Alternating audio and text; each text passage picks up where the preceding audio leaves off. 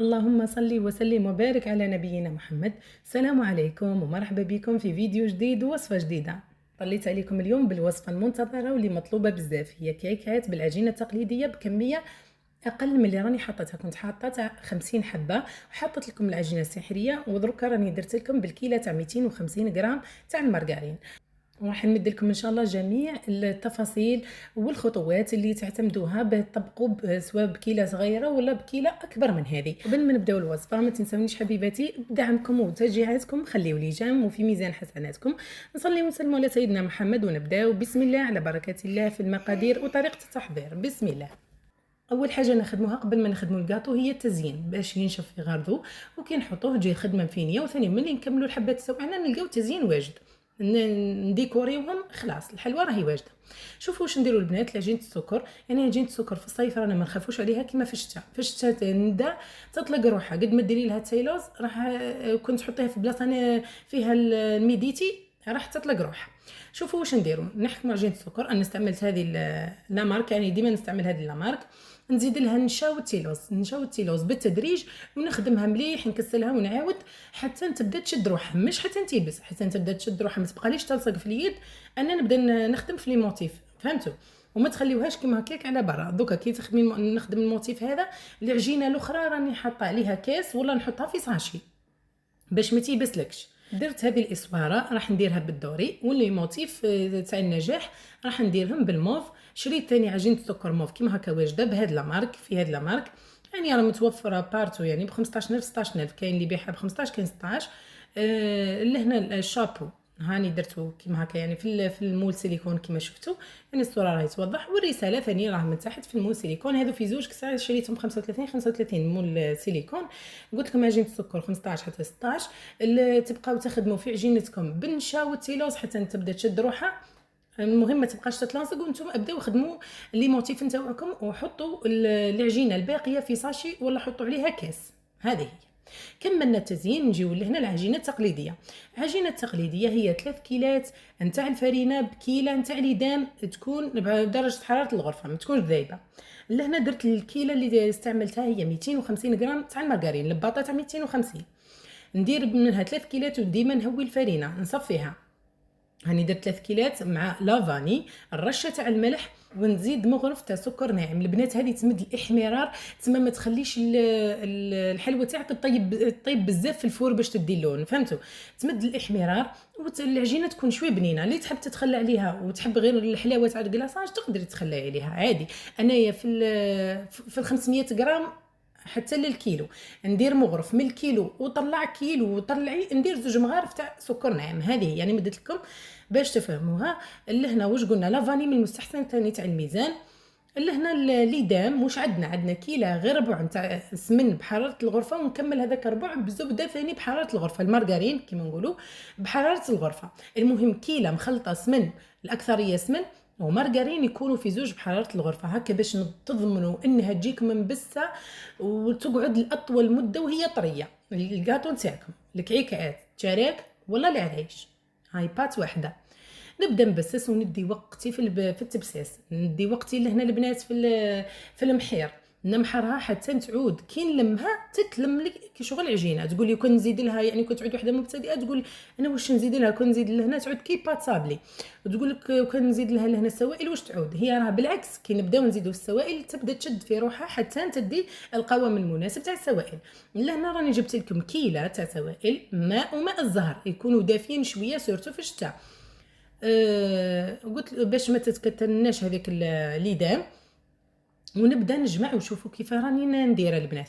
راني شغل نفتت فيها، نلوح الماء الدفعه تاع السوائل، ومن بعد نولي نهزها. شوفوا باطراف الاصابع نفتتها، نحاول نحلها، يعني نحلها من بعضها، ونضيف الماء غير بالدفعات، ما تضيفوش دفعه واحده ماء وماء الزهر، ما تضيفوش دفعه واحده. هي تشرب هذيك الكميه وتبقى تتفتت، وانا نزيد كميه واحده اخرى.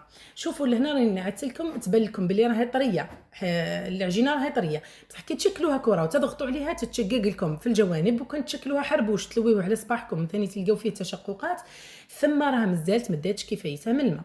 وقتاش نحبس ونعرف بلي دات كفايتها من الماء. شوفوا كيف راني نبقى نفتت فيها، كي نهزها ما تتفتتش، تسمى كي نهزها تبقى تطلع كتله واحده لاصقه في بعضها، فهمتوا؟ المره الاولى تكون تتفتت، كي تبدا تدي كفايتها من الماء تكون ما تتفتتش. ثاني حاجه شوفوا الخطوط البيضاء، تبدا تخرج لكم خطوط البيضاء كما شفتوا. ثالث حاجه كنشكل كره ونضغط عليها تبقى ملساء على الجوانب، وكي نشكل حربوش ونلويه على صبعي ثاني كيف يبقى املس ما فيهش تشققات. شوفوا قد شدات لي ماء الزهر، دات لي اكثر من نصف كاس، من نصف كيلو عفوا. هي تدي لكم من نص كيلو حتى كيلو غير ربع، فهمتوا؟ ثم يبقى ربع منها، ربع الكيلو، ما توصلش الكيلة كامله. كي جمعت ودات لي كفايتها من ماء الزهر مباشره راح نوزنها. انا في المول تاع الحديد راه كبير شويه، درت 37 غرام العجينه.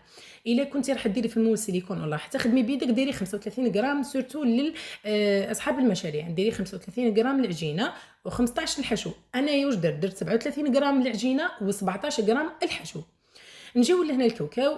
شفتوا الكاوكاو راني نخلط بين الابيض والاحمر في جميع الحلويات التقليديه، يمد لنا خفه وبنه. نحمصو ملي يخرج سخون مباشره نرحيه كي البربوشه يكون رقيق، ما يكونش ارطب بصح رقيق. ونكيل منه 3 كيلات. الكيله نتاعي ما تكونش ممسوحه كيما الكيله تاع الفرينه وليدام، تكون ناقصه اصبع هكا باش يجيكم سواسوا، ما يبقى لكم ما ينقص لكم. ديروا الكيله اللي كيلتوا بها الفرينه نقصوا عليها اصبع وديروها مكسرات سواء كاوكاو ولا لوز، ونزيدوا لها نص كيلو نتاع سكر عادي، نص مغرفه كبيره نتاع المارغرين، لا فاني مبشور الليمون. اللي تحب دير رشه تاع قرفه دير لافاني مبشور ليمون، نص مغرف كبيره مارغرين، نص كيلو نتاع السكر مع 3 كيلات. و3 كيلات هذوك البنات راهم ناقصين اصبع، ثم تشوفوا وين راها ناقصه هذيك الاصبع وديروا نصها تاع الكيلو، ما ديروش نص الكيلو من الاول لاخر، راهي ناقصه شويه، ناقصه اصبع، فهمتوني يا اخي؟ وين راها ناقصه اصبع ديروا نص كيلو نتاع السكر. هانا تفاهمنا. لهنا نبداو نفتحوه شويه، نفتح هذيك المارغرين والسكر نوزعهم مليح مليح قبل ما نبدا نزيد ماء الزهر. ومن بعد نبدا نضيف في ماء الزهر بالتدريج ومن نمحرش، يعني ما نستعملش راحه ايدي. الا استعملتوا راحه ايدكم وبديتوا تعجنوا في الكاوكاو وقبل ما يتشمخ راح يطلق لكم الزيت، راح تعود ايدكم كل زيوتات وثم راح يجيك الحشو يابس. يعني البنات ابداو افتلوا افتلوا افتلوا حتى يتشمخ لكم، يعودوا مشمخ طول، ما تخافيش راح يتشمخ طول الحشو تاعك. ومن بعد ولي امحري كي خلاص يبقى يتلاصق في اليد، ثم امحريه 2 محرات 3 كيما هك، وحطيه في ساشي وخليه يبات ليله كامله هو والعجينه رانا وزناها بصح الحشو نخليه هكاك يبات وهو مجمول كيما هك. راكي راح تخليه الغدوه باش تخدميه راه تلقاه يشد روحو. دوكا شوفي هاي بعد ما فاتت ليله كامله شوفوا كيفاش تعسل وحكم روحو ويجي ما شاء الله، تقول ما هو هذاك اللي كان يتلاصق. خليوه البنات يتلاصق في اليد، فهمتوني يا اخي؟ هكا باش يذوب لكم السكر وتجيكم الحشو الطري. لهنا الغدوه جبتهم. وبديت اول حاجه درتها هي وزنت الحشو. انا الحشو قلت لكم درت العجينه 37 والحشو 17 لخاطر راح نخدم في ليمول تاع الحديد. والا كنت راح تخدمي في ليمول تاع السيليكون ولا راح تخدمي بيدك تحلي تقليدي يعني كما كنا نديرو بكري، ديري 35 العجينه و15 الحشو. هذه هي. لهنا أنا نستعمل هذو ليمول تاع الحديد. نحكم العجينه نخرجوا قبل من الفريجيدير، نخرجها قبل هكاك بواحد 20 دقيقه نص ساعه باش تطلق روحها العجينه شويه تساعدني في الخدمه. نرققها لهنا، نحلها على شكل مستطيل يكون رقيق شويه، نحط هذاك الحربوش تاع الحشو في البديه ونبدا نرولي ونضغط باش نخرج الهواء، ما تتنفخليش ما تجيليش هذيك الكيكات جهه منفوخه وجهه طالعه جهه هابطه. نضغط عليها غير في النص برك، نحلها الا في النص لخطره في الاطراف منا ومنا راح نلصقهم في بعضهم باش ما تجينيش هابطه. نطولها شويه، جهه نفتحها وجهه نغلقها، يعني الصوره راها توضح خير. وندخلهم في بعضهم ونحطها في المول ونعدلها مليح. هذا مكان ثاني كيف ديري في المول سيليكون.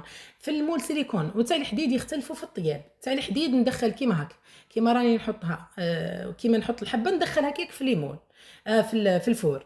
في تاع السيليكون قلبي المول تاع السيليكون تاعك، فهمتوا؟ شوفوا لهنا نرولي ونضغط ونسكرها مليح. وشفتوا هذه الفتحه هذه لهنا ما نديروهاش في القاعده تاع المول، نديروها من الفوق في الجهه المفتوحه.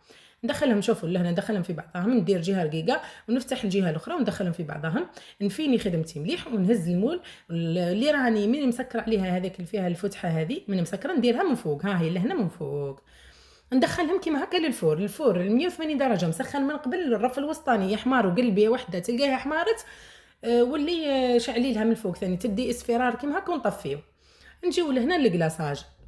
الكلاصاج عندي كيله نتاع حليب من المستحسن كونديا، يعني من المستحسن تاع البطاط، اللي ما كانش تاع شكاير فيضيه وكسا خدمي بيه.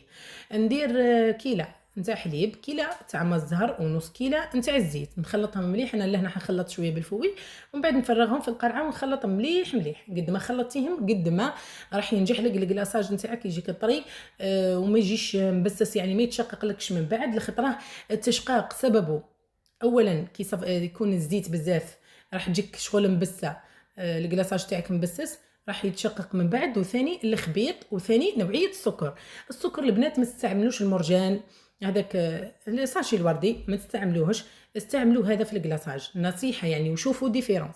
استعملوا هذا واستعملوا الاخر وراح تشوفوا الفرق، لانه الاخر فيه كميه بزاف من النشا راح يتشقق لكم، هذا ما فيهش كميه بزاف من النشا. يعني هايل الكلاصاج اسمه هدى، هاي الساشي هذه متوفره يعني بزاف. ثاني 14000 ولا 13000 دير، يعني كيف كيف نفس السعر، يعني تشري هذا الكلاصاج هايل. خلطتهم مليح هذاك الخليط في القرعه، وبديت نجمع في السكر نتاعي اللي كنت غربلته. نغربل السكر ونبدا نجمع ونضيف غير بشويه، لان السكر اللي هي تجمع ما يديش بزاف سوائل. نجمعها ونحاول ندلك العجينه نتاعي مليح، قد ما تدلكيها راح تجيك كي الشيكولا يا البنات. نحاول نجمعوا بشوي حتى نتشكل لي كيما هكا عجينه، نخدمها كشغل ندلكها هكا، ندلكها ومن بعد نولي نفتحها. شوفوا لهنا يتشكلت العجينه، دلكتها شويه، نضيف لهنا الملون الابيض. الملون الابيض ثاني ما تكثروش، ديروا مغرف متوسطه. انا درت 2 ساشيات ونص، انا درت هذوك الساشيات زوج اللي نعدتهم لكم، ودرت نص واحد اخر كان عندي مفتوح، 2 ساشيات ونص. والبنات هذه 2 ساشيات ونص مش في هذه الكميه، راني ضاعفت الكميه. دوك تشوفوا الكيكات قداش درت، دوك نفهمكم في هذيك النقطه. اللي هنا درت لهم مغرف متوسطه تاع ملون ابيض، وحليتهم بربع كيلو نتاع القارص. هذاك الملون حليته بربع كيلو تاع القارص، دخلته مليح في السكر، ومن بعد بديت نفتح فيه بالخليط الاول تاع الزيت والماء، الزيت والحليب وماء الزهر، حتى نتحصل على القوام المناسب. شوفوا تكون كي تشكلي رقم 8 يقعد شويه باش يتلاشى، وتكون متقطعه شويه. كي نخدم الكلاصاج ويدي قوام المناسب نغطيه ونخليه حوالي نص ساعه باش نبدا نخدم به. شوفوا لهنا انا درت هذيك الكميه، خرجت لي 35 حبه تاع البطاطا المارغرين تاع 250 غرام، صورتها معكم. بعد زدت خدمت واحده اخرى كيفها نفسها. انا يعني كنت راح ندير تاع 500، بصح البناتهم كانوا طلبوا الكيله اقل من اللي راني مصورتها من قبل. انتم ديروا حسابكم باللي ساشي تاع السكر هذيك اللي نعدتها لكم دير لكم 25 حبه، تقلاصي لكم 25 حبه، وانتي قيسي على الحبات اللي خرجت لكم. يا اخي اللي هنا خرجت انا 35، زدت خدمت بطاطا مارغرين تاع 250 واحده اخرى خرجت لي 35. والكلاصاج بعد ما ريح نص ساعه وليت قلاصيت الحبات نتاوعي ونحطهم هكا فوق شباك، وما تخبطوهمش ياسر، خلي الكلاصاج يهبط وحده باش ما تشقق لكمش الكلاصاج.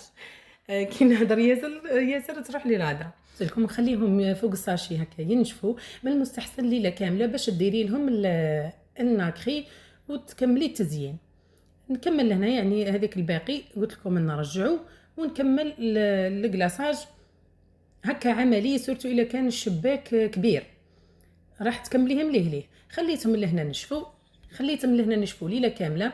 انا كملت صورت معكم غير هذوك الحبات الاولين، وبعد جيت لهنا يعني في الطابله في الهول هكا باش تهز لي يعني الحبات والكل، وما نبقاش ثاني واقفه بزاف. قلاصيتهم في غرضي، خليتهم نشفوا باتوا ليله كامله، وجيت لهنا نفينيهم بالظهر تاع الموس، مش بهذيك الحاده باش ما تقطع لكم ما توصلش حتى العجينه، بالظهر تاع الموس.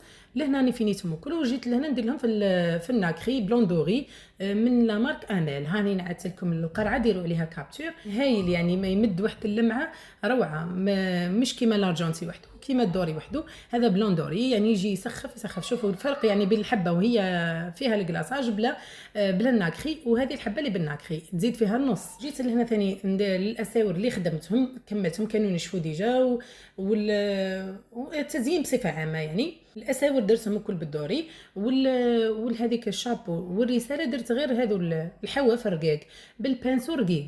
لهنا بهذا البانسو الخشين نخدموا هذه الاسواره، وبالرقيق نمشيو مع الخطوط هذيك بالبانسو يكون رقيق، ونلصقهم بالكلاصاج تزيين. لصقت الاسواره من بعد زدت لصقت الشابو من الفوق والرساله من تحت. وهذه هي النتيجه النهائيه.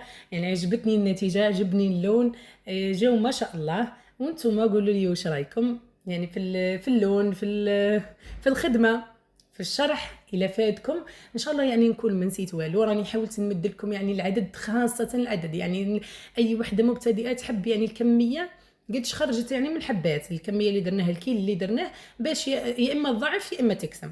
انا قلت لكم يعني الكميه انه هذه خرجت لي 35، الكلاصاج كل ساشي تخرج لك 25، تقلاصي لك 25 يعني عفوا. هذو هما يعني النقاط اللي تركز عليهم اي مبتدئه.